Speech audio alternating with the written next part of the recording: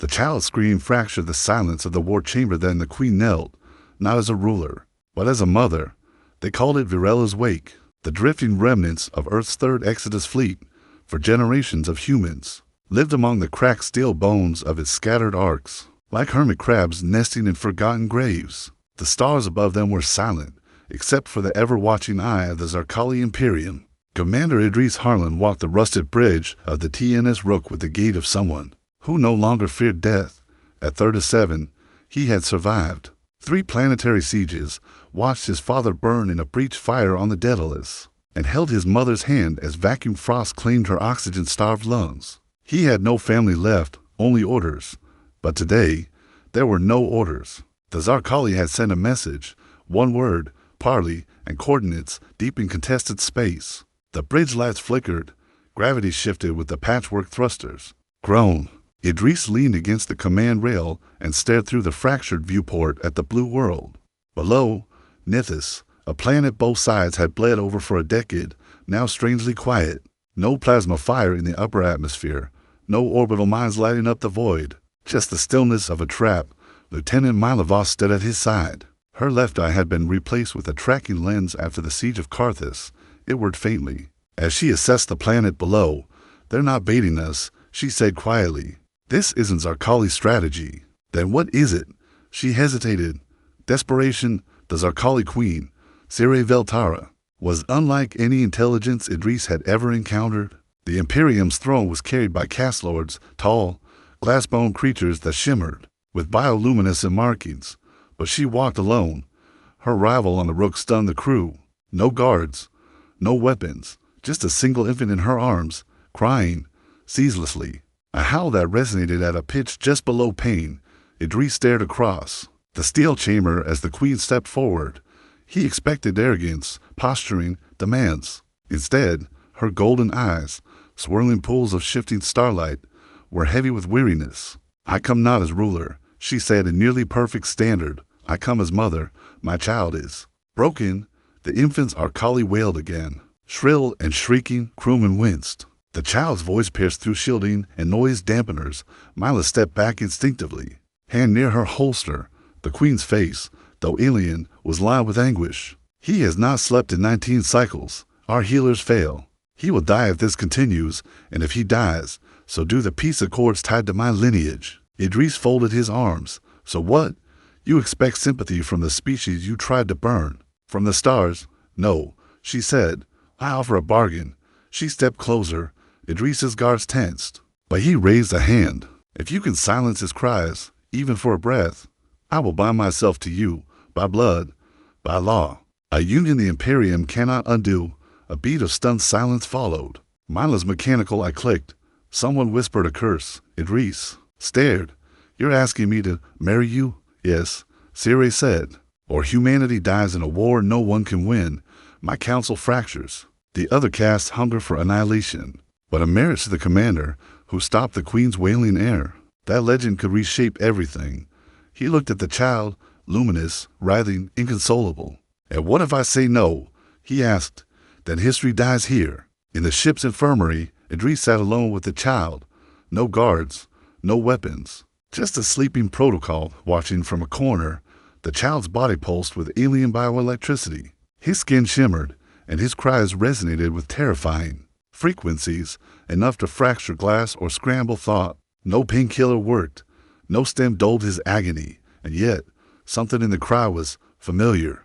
Idris knelt beside the cradle, his mind drifting. He remembered the way his baby sister had wailed on the Europa spire, how his mother would hum beneath the song of the engines, pressing a warm palm to the glass where stars drifted past. "Shh," Idris whispered now, placing a gloved hand on the cradle's side.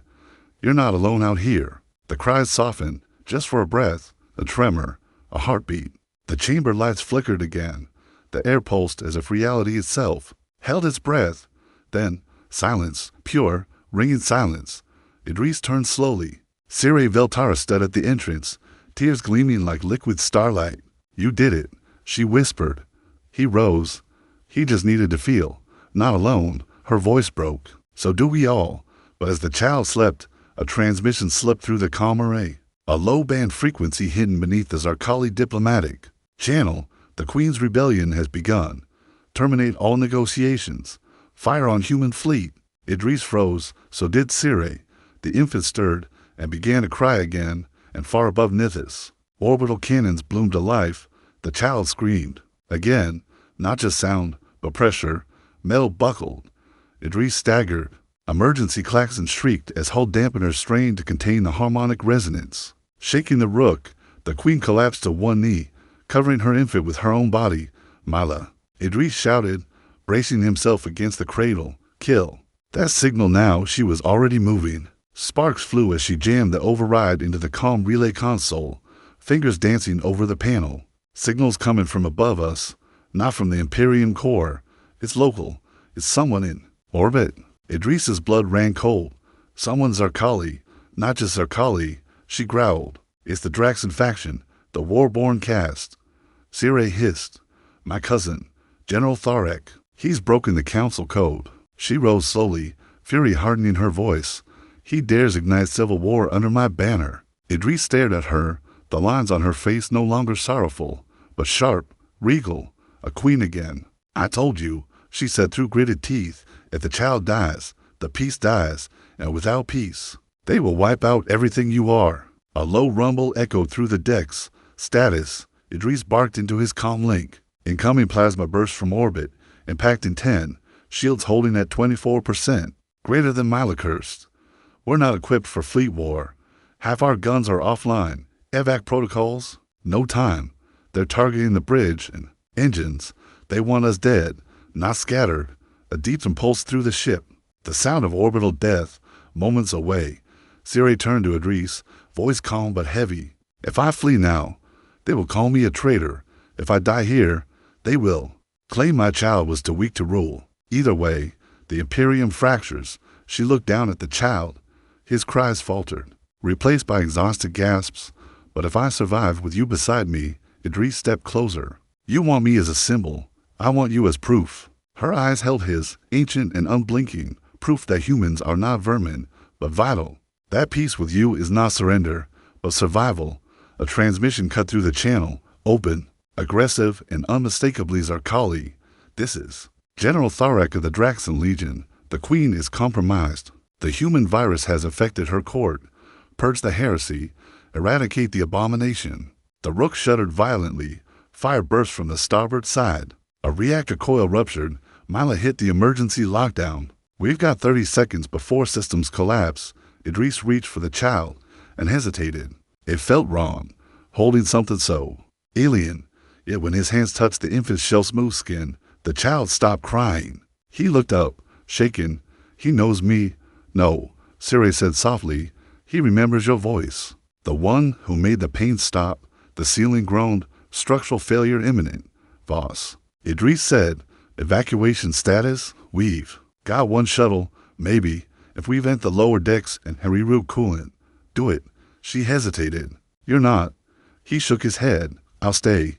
You take the Queen and the child. Siri stepped forward. No, if you die here, your people will have no voice in what comes next. The myth dies with you, and my offer my bomb becomes meaningless. She placed her palm on his chest. You saved my son. Now I save you. The shuttle tore through the atmosphere as the rook broke apart behind them, one final firestorm, lighting the skies of Nithis. Inside the narrow vessel, Siri cradled her child, now asleep for the first time in weeks. Idris sat opposite her, blood trickling from a gash above his brow. Watching the smoke trail of the rook vanish into memory, my crew, he whispered. Mila's voice cracked through the comm. Not all gone. I made it to a secondary pod. Reentry was rough, but I'm alive. Greater than relief nearly dropped Idris to the floor. Good. Siri looked at him solemnly. Your ship died as shield bearer to the last heir of the Imperium. That legend will spread. My cousin may control the skies, but now I control the story. And what story is that? That the Queen entrusted her future to a human, she said, with quiet defiance. And he did not betray it. A beat passed. Then what now? Idris asked. We're one shuttle. No fleet. No home. Siri smiled faintly. Then we begin. Again, from exile, from myth, from pain. We will gather the outcasts, the scorned, the ones both sides cast aside. He frowned. You think they'll follow us? No. she said. But they will remember us, and in time, they will choose. Outside, the stars shimmered through the thinning atmosphere. Nithis' surface, half glassed, half fertile, stretched below them. Somewhere, among the ruins and whispers, the spark of something ancient stirred again, and in the queen's arms, the child slept, no longer screaming, but dreaming. The child no longer cried. For 3 nights beneath the shattered moons of Nithis, the infant heir of the Zarkali Imperium slept soundly in a cave lit by smuggled fusion lanterns, and the soft red glow of collapsing skies. His quiet breathing was the only sound between Idris Harlan and Queen Sire Veltara. As they sat on opposite sides of a dying fire, the queen's robes were torn, her bioluminescent markings dimmed, but her eyes burned with quiet resolve. Idris had seen many monarchs on screens, through gun sights, and surrendered broadcasts, but never one like her, not one who fled a throne to protect her child, not one who walked into a human warship and knelt. Sire adjusted the child's sling. He dreams now. Of what? Idris asked, voice hoarse. She looked at the fire, a world where his blood does not demand genocide. Idris said nothing. He didn't know what to say to that. The resistance cell they found had once been a mining commune. Now it was an outpost for the broken and hunted human engineers who had escaped the fleet's destruction. Zarkali defectors with half-healed scars from caste punishments, and in the center of them all stood a woman who should have been dead, Sarah Lynn, former captain of the Daedalus, once Idris's superior lost during the siege of Carthus. Presumed vaporized, she emerged from the makeshift command center like a ghost wearing war-torn armor. Her hair was now silvered, her voice a fractured whisper of the commander she once was. Idris Harlan, she said, not as a greeting, but a reckoning. Never thought I'd see your name on the side of an alien. Treaty, I didn't sign anything, he replied. But you will. They stood face to face in the twilight. She glanced at the queen's child. That's the heir, Sire, standing protectively now. Narrowed her gaze. He is the only future. Left that dozen tastes of ash. Sarah Lynn tilted her head. Funny. That's exactly what the First Imperium said before they burned Earth's orbit. Idris stepped forward. Sarah, this isn't politics. It's survival. The war-born caste has declared open rebellion. The Queen's own cousin is moving to purge every voice that speaks for peace, including hers. Sarah's stare didn't soften. And what do you want from us? Idris looked around. A place to start again. We need signal relays, navigation scramblers, weapons if you've got them. You'll need more than that, she muttered. You'll need a myth, something bigger than vengeance. Siri stepped into the circle of light. Then let them hear this. She raised her voice, not shouting, but commanding. The cavern quieted, eyes turned. Humans and Zarkali alike, my people once believed humans were a mistake that needed correcting. We rained plasma on your homes, shattered your moons, turned your oceans into vapor. You endured. The air held still. I came here with a cry for help, not a weapon. And he, she gestured to Idris, answered. He comforted a child who was not his own. He stayed behind as his ship died, to carry us from fire. That act changed me. She looked at the gathered crowd. The Imperium is fractured. The war-born rise again. But so will we. Not as empire, not as species, but as parents, survivors, and warriors who remember. She stepped forward. So I ask you not to follow me as queen. Follow me as mother. And follow him, this human, because he remembered how to care when the galaxy had forgotten. Silence. Then one voice rose, a human engineer from the edge of the crowd. She knelt. For her child. We've never seen one of them kneel. A Zarkali defector stood beside him. She bled for him. We saw it. Another voice. If the queen says the war-born are coming, then we make our stand here. We die anyway. If we run, then more. Give us a name. Give us a cause. Let them fear us. Idris turned to Sire. You just started a war. No, she said. We started a memory, one they'll fear for generations. Later that night, under the burnt sky, Idris and Mila huddled in the old relay tower. The ancient transmitter hissed and sparked as it came alive. Are you sure about this? Mila asked. You're about to call out the galaxy. If anyone picks up the signal, they'll know we're not dead. He keyed the final command. The beacon pulsed red. This is Commander Idris Harlan of the Terran Remnant, broadcasting from the Nithis cradle. We are alive. We are with the Queen. We remember. A pause. Then he added, voice cold and clear, to General Tharek of the War-Born cast, come find us. We're not hiding. The beacon went live. Across the shattered quadrant, voices stirred. They came without warning, shroud ships, black-winged and silent, streaking through the upper thermosphere with no heat signature, no comms, and no mercy. Idris watched the first one fall from the heavens like a tear through silk, slicing the clouds in half, then slamming into the far ridge with enough force to crack bedrock. The shockwave rolled across the Nithis plain like thunder from the gods. A second ship followed, then a third. Mila's voice barked through the comms, for impacts, South Ridge, East Mesa. 2 more just broke orbit. Draxon kill squads. They found us, greater than inside the cave. The child whimpered.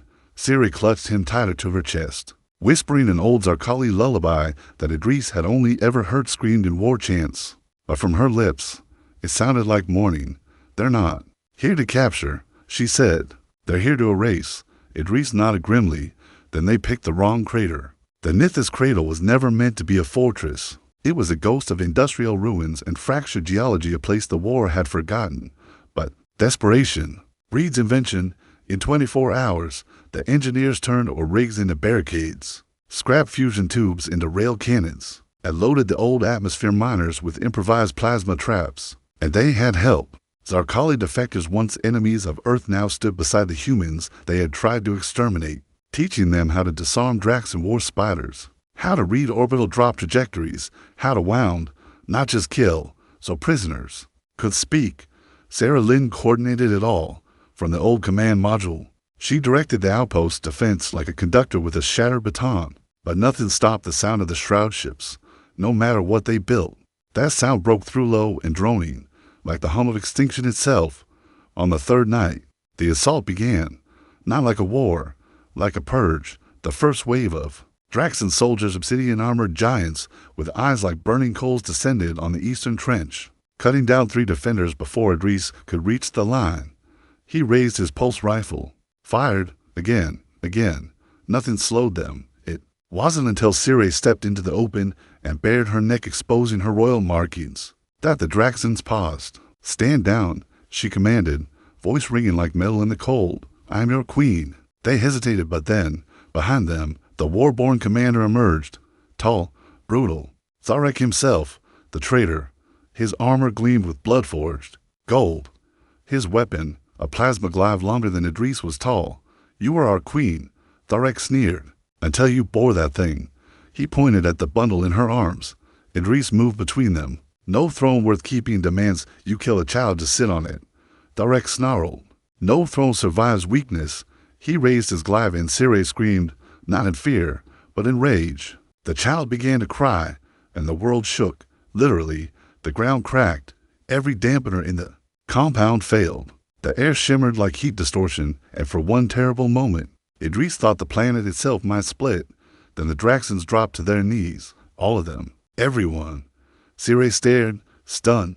The cry, it's fully awakened. The child's wail wasn't just sound. It was command, a subharmonic frequency, bred into the royal line by generations of genetic war shaping, an emergency override capable of incapacitating entire armies, and the child had triggered it. Instinctively, Tharek fought it, snarling through clenched teeth, blood leaking from his ears. You think this changes anything? He gasped. You think this will save your humans? They'll never belong. Not to the Imperium, not to the stars. Never. Idris stepped forward. They don't need to belong. They just need to survive. Then he lifted the rail rifle Sarah had handed him earlier, calibrated for one shot, and fired point blank. The impact shattered Tharek's chest plate, sent him tumbling backward in a spray of molten circuitry and bone. For a moment, silence. Then the shroud ships overhead began to flee. In the aftermath, smoke drifted over the Nithis cradle. The broken moon hung overhead, casting long shadows over the wounded and the victorious. Idris stood atop the central mound, staring out at what they'd won. Mila limped up beside him, her arm in a sling. You just killed the general of the Draxon cast with a rail spike made from mining scrap. He didn't respond. You okay? She asked. I don't know what we just became. Below, Siri cradled the child. Around her, humans and Zarkali. Alike were kneeling not to a queen, but to a possibility. You became a seed, Mila said. of something bigger than revenge. The beacon had stayed active. Now it pulsed brighter, louder. Across the quadrant, new voices answered: exiles, remnants, Zarkali scholars, human stragglers, a colony ship from the Magellan Drift. A message was spreading, not one of war, but of defiance, of unity, of a child who cried and stopped the killing. The child laughed. It was the first time Idris had heard it, a tiny, joyous burst of breath in the quiet dawn, unfiltered and free, not royalty, not prophecy, just life. Siri turned to him, and something in her face softened, not relief, reverence, as if hearing that sound proved there was still something unbroken in the universe. But the laughter didn't last long. Nothing did in this new world. The day after Tharek's death, the retaliation began, not with fleets with silence. Systems loyal to the Queen went dark. Beacon chains cut. Convoys vanished. The Warborn weren't trying to destroy the rebellion. They were trying to erase its memory. In the command bunker, Sarah Lynn laid out a map of fading lights. We've lost contact with the Shire Accord. Ganymede rings are abandoned. Even the Sideran freeholds, they went dark last night. No calms, no emergency bursts. Mila leaned over the console, jaw clenched. They're isolating us. Siri's voice was low.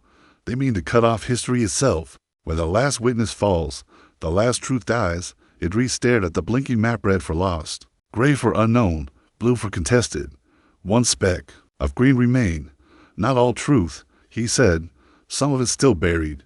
They turned to him. He tapped the central relay. We've been fighting with scraps reverse-engineered war tech, scavenged power cells. But I remember what we had before the fall.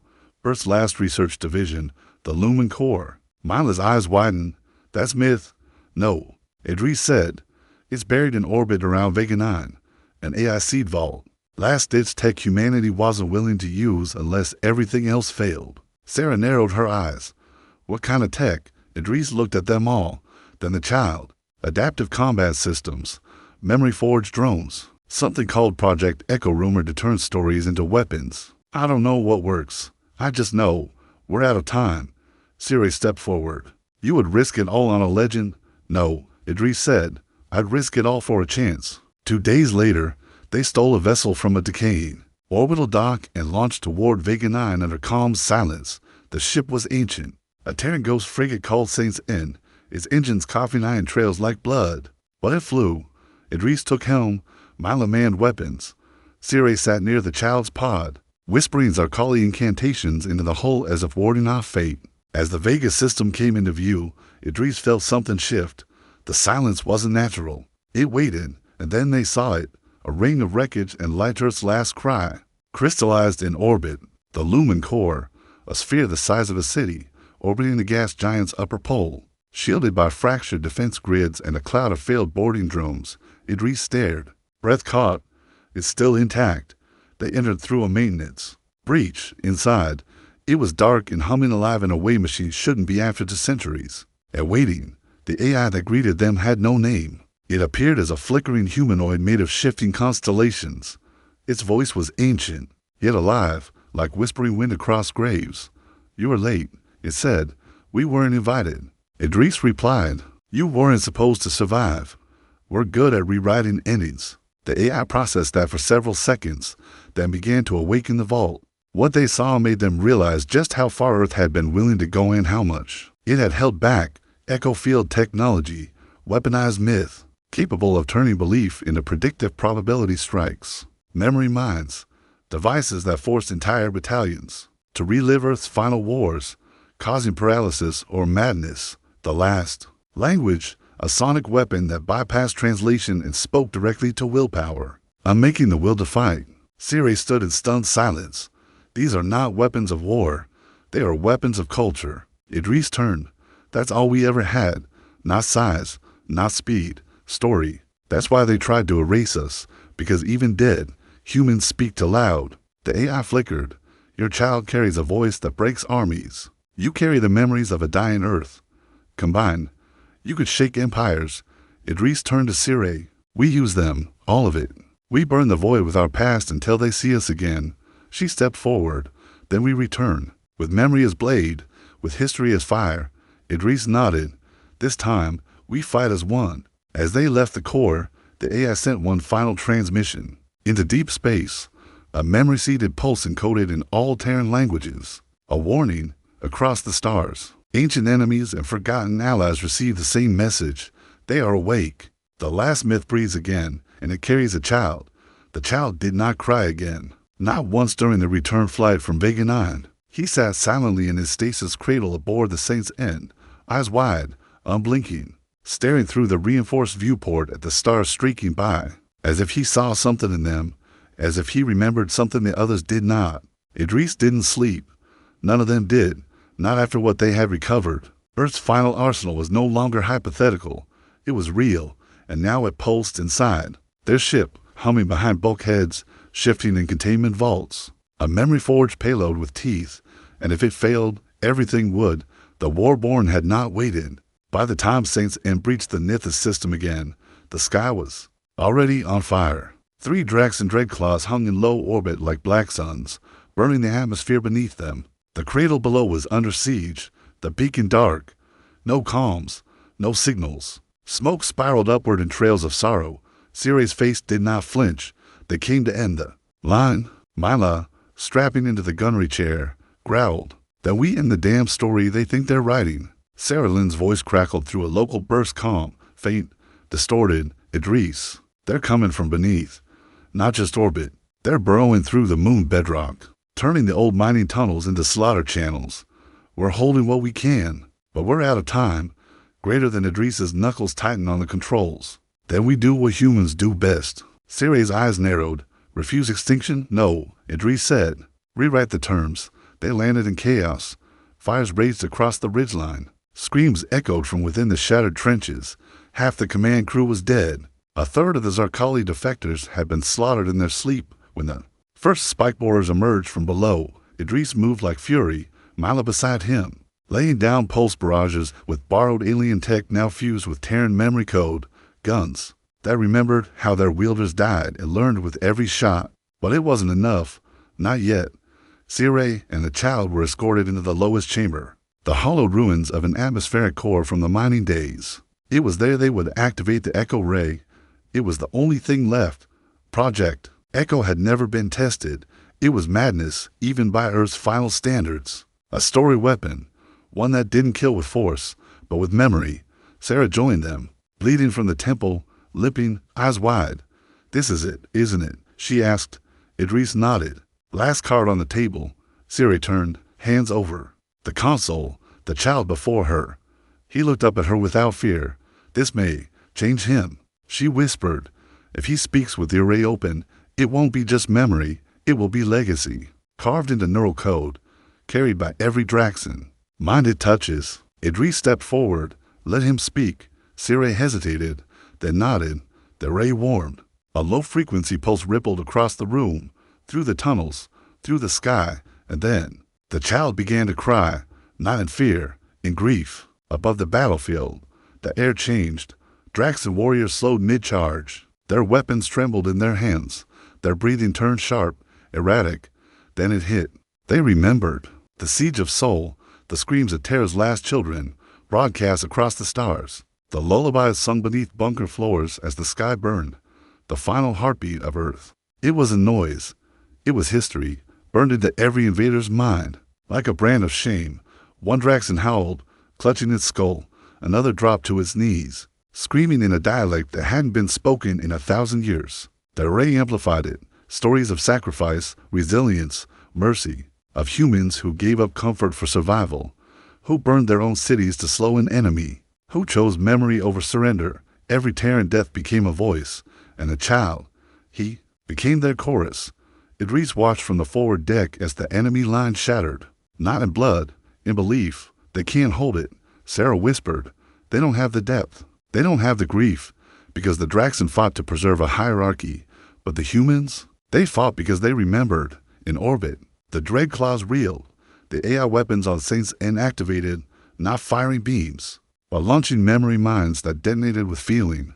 A captain aboard the Draxon flagship felt her mother's death on Earth. A war-born general remembered the moment his blade severed the last human diplomat's spine. They felt it all, and for the first time in Draxon history, they wept. Siray turned from the console, breathing hard, tears streaming. "It is done," she whispered. "The song has been sung." Idris fell to one knee, overwhelmed by the weight of it. Mila limped in, eyes red, her voice hoarse. "We didn't win with tech or guns." She looked at the child. "We won because he cried, and all at once." The stars seemed to listen. They called it the silence fall, not because everything went quiet, but because everything they had once screamed stopped meaning anything at all. The Draxan battle legions, the war-born fleet, the towering dreadclaws above the cradle world.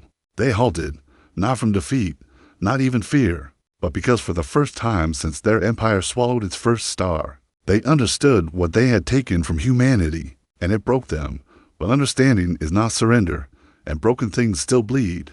Aboard the Draxan flagship Vortex Prime, the War Council regrouped. The Echo weapon had cracked entire fleets, but their core remained. Hardened generals, purged minds, voices bred from silence and bred for silence. They activated the Reclaimers. Idris felt it before the scans confirmed it. 6 war planets tearing open the space above Nithis. Sleek, elegant, blacker than the void, Reclaimers weren't soldiers. They were the Empire's final will made flesh. 1 Reclaimer could purge a continent. 6 meant genocide. Circe's skin went pale as starlight. "They are coming for the child." Idris gripped the edge of the console. "Then we stand." Below, on the Cradle World's final line, Mila, Sarah, and what was left of humanity's resistance formed a last bastion. No walls, just people, men and women who had no business still breathing. Scars where limbs used to be, eyes haunted, voices ragged, but they stood anyway, because behind them, in the shadow core of that shattered mining structure, a boy with no name held the last voice of Earth in his lungs, and they would die before letting that voice be silenced again. The Reclaimers descended like knives. One landed a kilometer from Idris's position and ripped through the mountain, with anti-gravitic flails, splitting rock and soldier alike. Its voice wasn't words. It was pain made sonic, memory-devouring pulses. Sarah was caught in the blast. Her mind went blank mid-sentence. When she collapsed, her dog tags clinked louder than the explosion. "Don't look back," she whispered as she fell. "Make it matter." Idris clenched his fists, blood dripping from his nose, fighting the mental collapse. Mila screamed. From behind cover, "These things don't bleed." Circe reached for the child. "Then we make them remember what it feels like." From the ship's core, Idris carried Earth's last secret. Not a weapon, a vow. The AI had given it to him before they left Vega 9. The last language, a sequence of tones and frequencies that, when spoken in unison with the echo field, would not kill, but convert. A story so deep, it became code. A memory so painful, it would pierce even programmed silence. But the cost, Circe read the scroll before he could hide it. "If you speak this, your mind will burn. I know. There will be nothing left of you. I know." And still, Idris looked to the boy, staring at him with those impossibly ancient eyes. Still, they climbed to the highest point of the cradle world. Mila limped beside them, covered in soot and blood. Beneath them, the final wave of Reclaimers breached the cliffs. 6 black gods, marching toward a child. Circe opened the echo field one last time, and Idris spoke. The last language wasn't syllables. It wasn't words. It was lost given form. It was the sound a child makes when a mother never returns. The breath of a soldier as the vacuum takes him. The scream of a scientist who finds the cure seconds after the bombs fall. He spoke them all. His voice cracked. His memories poured out of his eyes like fire. His bones shivered, and in that moment, the Reclaimers stopped. Mid-step, mid-blade, mid-breath. They fell to their knees, then to the ground, then to ash. The child screamed, not in fear, in power. The echo field surged. A halo of memory spread outward, through soil, sky, orbit, up into the black, where the Draxan fleets hovered in indecision, watching the death of their most sacred warriors. A billion alien eyes saw one human man, standing on a cliff of ash, his voice gone, his breath ragged, but his presence unbreakable, and they felt what he said. Because Earth had never needed to win. By force, it won by refusing to die. Idris fell. Circe caught him before his head hit stone. His eyes were fading, but he was smiling. "I remember now," he whispered, "what it means to be U.S." Circe sobbed, and in that moment, she understood. She had never offered him marriage for strategy or alliance. She had made that offer because she saw something in him her empire had forgotten. Not rage, not vengeance, but truth. The Draxan fleet retreated, without command, without shame, just silence. For the first time in recorded galactic history, an empire knelt not because it was defeated, but because it had nothing left to say. And as the dust settled, as the child reached for Siri's trembling hand, the stars carried a sound they had long forgotten. A lullaby, sung in Terran standard, rising like smoke from a grave. They built a monument where Idris Harlan fell.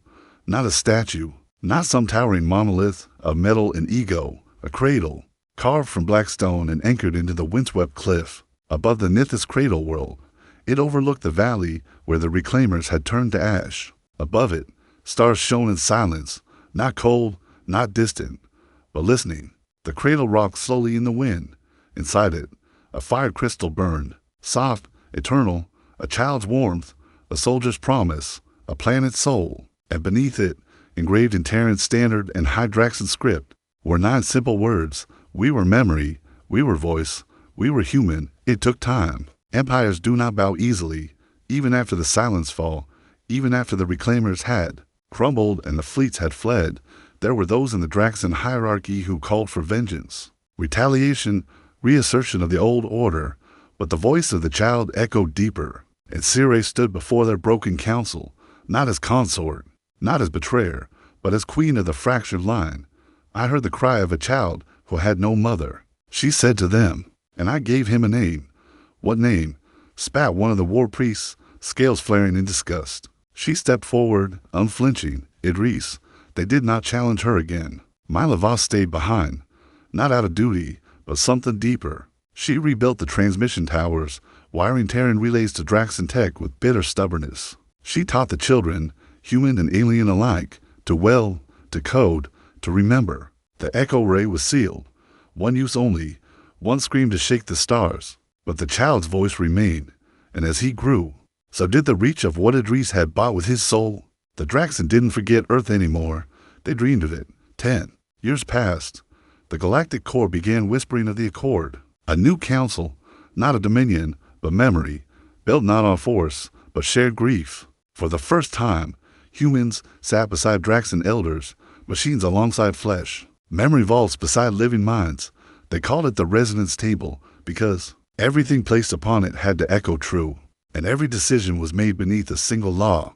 No voice shall be silenced in the name of progress. Siri stood beneath the stars the night before the signing, alone, cloaked in ceremonial armor woven with Idris's battle leathers.